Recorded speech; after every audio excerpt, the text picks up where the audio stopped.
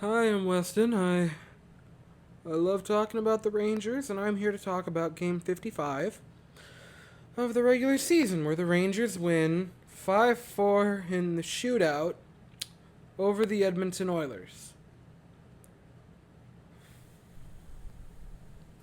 I know that the expression, "that shaved years off my life," is in fact an expression, but if God himself descended down into my room at this moment in time and said, no, no, no, that one actually took a year off your life, I mean, I'd be inclined to believe him. Alright, let's just get after it quickly. So the Rangers come into this game with a horribly bitter taste in their mouth from the last time you faced off against the Oilers, which was pre-Yeet, if you recall, where the Rangers went into the third period with a 3-0 lead and ended up losing 4-3. Not even in overtime! Not even in overtime. That was in regulation that you blew that 3-goal lead. In the third period alone, by the way.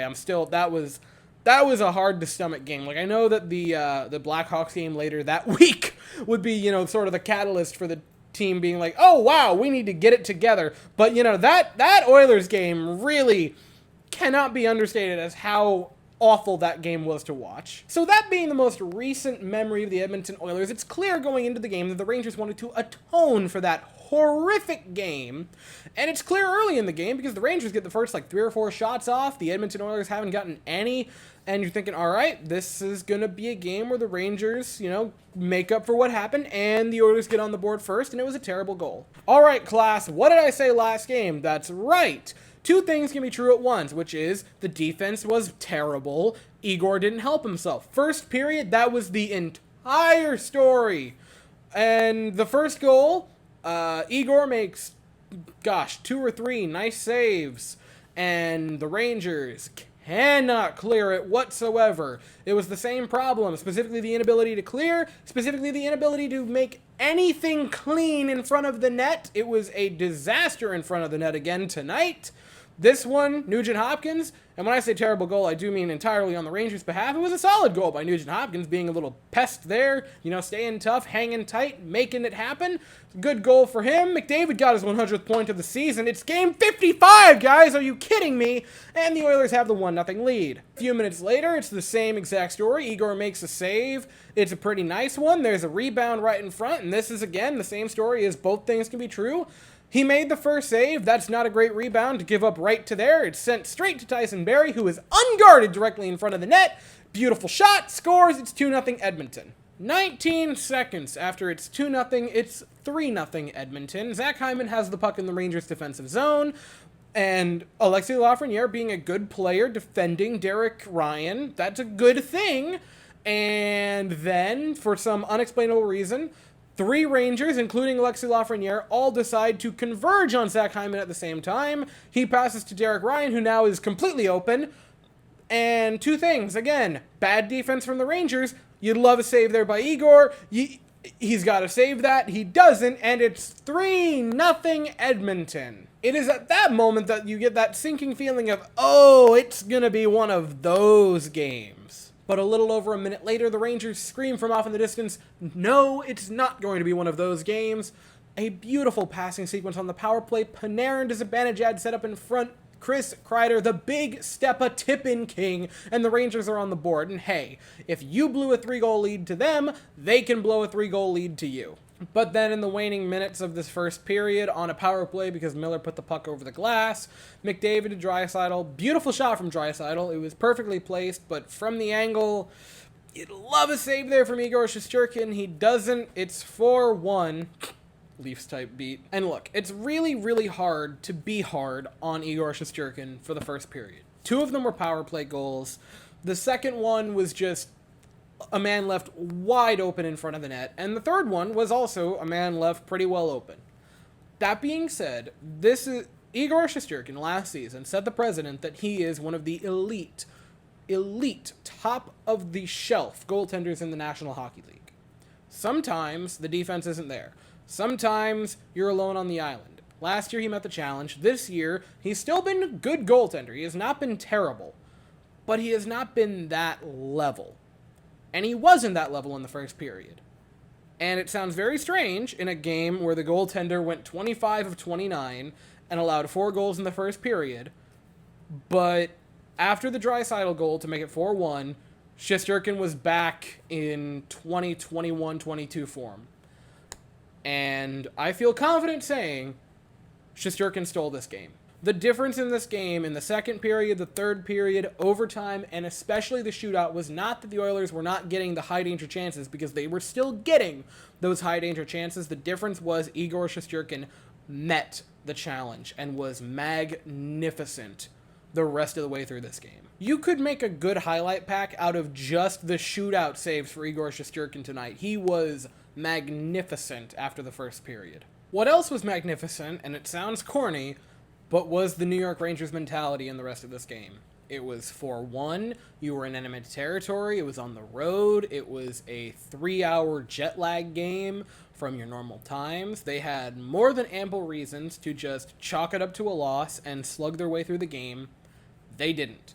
They worked their asses off, they fought until the very end of it, and they were able to turn a game where you looked like you were about to get the brakes beat off of you into 2 points. And the shorthanded Kreider goal was the turning point. It's in the Rangers zone. It's a Oilers power play. They have the opportunity on the power play. It could be 5-1. They'd scored on the other 2 power plays. It had all the makings of that being the moment where the game just completely turns into a thigh slapper. You get absolutely crushed, and they don't. It starts with a nice play from Ryan Lindgren to tip it away on a little pass. And then Fox, beautiful off-the-boards pass, feed way up through the neutral zone into the offensive zone for Kreider. Tries to get a pass over to Mika Zibanejad. Tyson Barrie blocks the pass, but gives Kreider a rebound. Backhander scores, and the Rangers cut the deficit to 2. Although the Rangers would not score at any other point in the second period, shots for the period would end 12-9, so it was still kind of close. But you could tell the feel of the game was that the Oilers started to see their fate materializing. And the rest of the second period played like the Oilers could see it coming, and then the third period played like the Rangers could see it coming. Shots in the second were 12-9 for the Rangers, and shots in the third were 10-2. They could feel it. Then a hair over a minute 30 into the third period, and the kids line, who has done nothing but produce, they have come to life. It's been glorious to see. Filipino does not win this faceoff cleanly, but he also doesn't allow the Oilers to win the faceoff cleanly. Kakko worked his butt off for this primary assist, beat Broberg along the boards, and then behind the net on the boards would beat McLeod, pass out to Alexis Lafreniere. Beautiful shot from Lafreniere, scores, and it's 4-3. Then in the back half of the third period, the Rangers on a power play, and Derek Ryan lifts the puck over the glass to make it a 5-on-3 power play, passing it around, Panarin to Zibanejad to Fox, back to Zibanejad, and while he does not get an assist for this, Chris Kreider with a massive screen. Jack Campbell doesn't see the shot at all, and the Rangers tie it 4 apiece. Mika Zibanejad. Man, oh man, Mika Zibanejad has been absolutely amazing this season. His 30th goal, his 60th point, and the Rangers, after being what felt like dead in the water, tie the game 4-4. And then you head to overtime, and I can only assume that both teams went out to center ice before overtime and said, hey fellas, wouldn't it be funny if we just exchanged ungodly dangerous scoring chances after ungodly dangerous scoring chances? Wouldn't that be entertaining? I think the Oilers had like 70 2-on-1s in overtime. Overtime was terrifying. And then the entirety of overtime, the Oilers were getting away with murder. Just tough hit after tough hit after tough hit. And then Mika Zibanejad takes a tripping call, and you're just like, of course that's how it's going to end. After like 3 missed calls on the Oilers, it's going to end with Mika taking a tripping call. But the penalty kill for the final minute locks it down, and by a miracle sends it to the shootout. And then you head to the shootout, and on the first shot of the shootout, Ryan Nugent-Hopkins scores, and you're like, well, this is going to be rough. But then, hey, don't worry about it. Kaapo Kakko heads down, he scores himself, and the Rangers tie the shootout 1 apiece. And then, what honestly was just an incredible matchup, and I know it was a very brief moment, but man, watching McDavid go one-on-one against Shesterkin in the shootout was magnificent. Shesterkin Amazing job to stay with him. Beautiful poke check to keep that out of the net. You then would have Panarin, who's usually automatic in the shootout, miss the net entirely.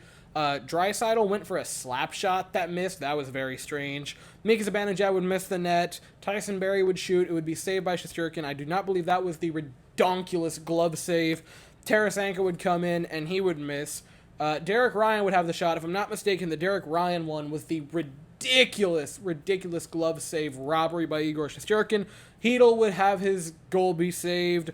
There would be a save on Yamamoto. And then finally, Alexis Lafreniere, beautiful, scores, ends it.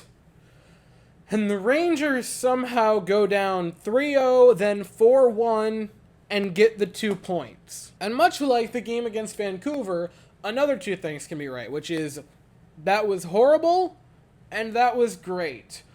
That was a horrible first period, and that cannot happen. The defense looked awful. Igor Shesterkin did not look good. And the offense, I mean, they had some shots, but other than the power play goal in the first period, they didn't look too threatening. Right? The first period was just everything that could possibly be wrong with the New York Rangers being wrong simultaneously. The rest of the game was magnificent. The rest of the game was everything right with the New York Rangers. It was Igor Shesterkin just clutching up when he absolutely had to. It was the defense having some solid plays. I mean, there was, in the overtime, or not Kreider, Trouba's ridiculous, just sent the stick back, tracking the puck, beautiful little deflection with his stick. It was a beautiful play, right? The defense got better. It wasn't great by any means, but it was at least better than it was in the first period. Not that it was a high hurdle to climb, or hurdle to clear. And the offense didn't quit whatsoever, right? They kept grinding away at it and came back in the game.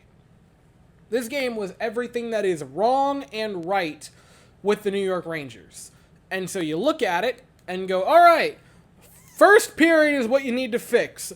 After that, only be that. And now, in less than 24 hours, you're going to be in Calgary taking on the Flames. Oh boy, I'll be here afterwards to talk about it, but that's all I have for the night. So, if you enjoyed the video, please consider to like and subscribe. Thank you all so very much for watching. I hope you all have an absolutely fantastic day, and as always, go Rangers.